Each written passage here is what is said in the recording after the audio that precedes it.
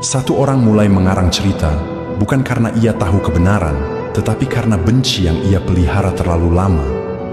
Ia merangkai dusta dengan rapi, menambahkan bumbu agar terdengar meyakinkan, lalu melemparkannya ke publik seolah itu fakta. Bukan untuk meluruskan, tapi untuk menjatuhkan. Bukan karena peduli, tapi karena hatinya tidak tahan melihat orang lain berdiri. Lalu datang yang kedua. Ia tidak mencari tahu, tidak menguji kebenaran, tidak peduli dari mana asalnya.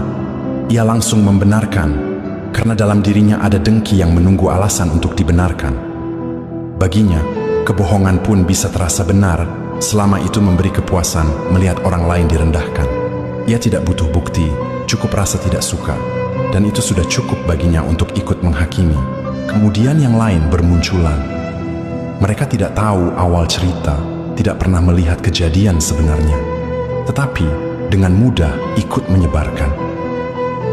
Mengulang kata demi kata tanpa berpikir, tanpa rasa tanggung jawab. Karena di balik itu semua, ada iri yang diam-diam mereka simpan.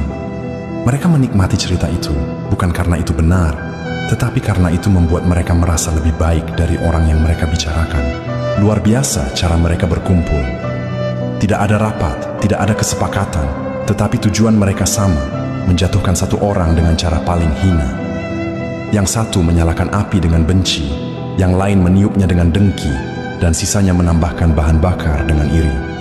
Api itu membesar bukan karena kebenaran, tetapi karena banyaknya tangan yang sengaja membuatnya hidup. Dan yang paling ironis, mereka merasa paling benar. Mereka berdiri di atas kebohongan yang mereka bangun bersama, lalu saling menguatkan seolah jumlah mereka adalah bukti kebenaran. Padahal kebenaran tidak pernah membutuhkan keramaian. Ia tidak perlu teriak, tidak perlu dibela oleh banyak orang untuk tetap menjadi benar.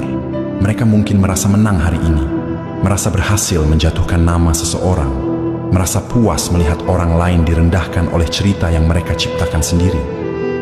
Tapi mereka lupa satu hal, kebohongan tidak pernah berjalan sendirian.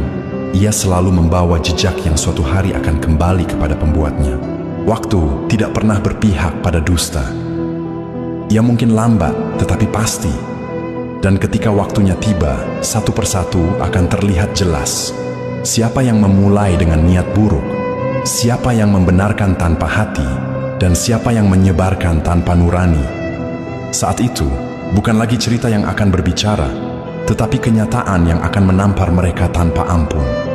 Kau menjatuhkanku dengan cerita yang kau karang sendiri, lalu berdiri di atas puing-puing yang kau ciptakan, seolah kaulah pemilik kebenaran. Dengan tenang kau memutar arah fakta, menyusun narasi yang terdengar rapi, hingga orang-orang melihatku sebagai sumber masalah, sementara kau tampil sebagai korban yang seakan tak bersalah. Kau tidak sekadar berbohong, kau membungkus kebohongan itu dengan kepandaian bermain kata. Kesalahanmu kau sembunyikan di balik aib yang kau lemparkan kepadaku. Namaku kau bakar, bukan karena aku bersalah, tetapi karena kau butuh sesuatu untuk dikorbankan agar citramu tetap bersinar. Kau menuduhku agar dirimu terlihat bersih. Kau menghitamkanku agar bayanganmu tampak lebih terang di mata orang lain. Dan ironisnya, ketika aku memilih diam, kau menjadikan keheninganku sebagai alat untuk memperkuat ceritamu. Kau tahu betul bahwa tidak semua orang akan mencari kebenaran, sebagian hanya mendengar yang paling lantang. Maka kau bersuara, aku memilih menahan.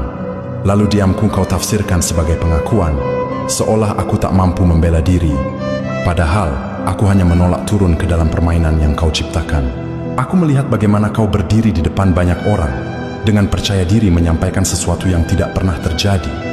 Kau memoles kebohonganmu hingga terdengar meyakinkan. Bahkan mungkin kau sendiri mulai mempercayainya. Dan di saat yang sama, aku dipaksa menanggung pandangan yang bukan milikku, tuduhan yang tidak pernah aku lakukan, dan penilaian yang dibentuk dari cerita sepihak. Namun ada satu hal yang kau abaikan, kebenaran tidak membutuhkan panggung untuk tetap hidup. Ia tidak perlu dibela dengan teriakan, tidak perlu dipoles dengan kata-kata indah. Ia akan tetap ada meski ditutupi berkali-kali. Sementara kebohongan, sekuat apapun kau bangun, selalu menyimpan retakan. Ia butuh terus dijaga, terus diulang, terus diperkuat, karena sekali saja lengah, ia akan runtuh dengan sendirinya. Kau mungkin merasa menang hari ini, Kau mungkin merasa berhasil membalikkan keadaan, membuatku terlihat salah dan dirimu terlihat benar. Tapi kemenangan yang dibangun di atas kebohongan tidak pernah benar-benar utuh. Ia rapuh dan hanya menunggu waktu untuk hancur. Aku tidak perlu membalas dengan cara yang sama. Aku tidak perlu merendahkan diriku untuk mengejar pengakuan yang kau cari. Karena pada akhirnya, waktu akan memisahkan mana yang nyata dan mana yang pura-pura. Dan ketika semua terbuka, bukan aku yang harus menjelaskan siapa diriku, melainkan kau yang harus menjawab dari mana semua cerita itu berasal.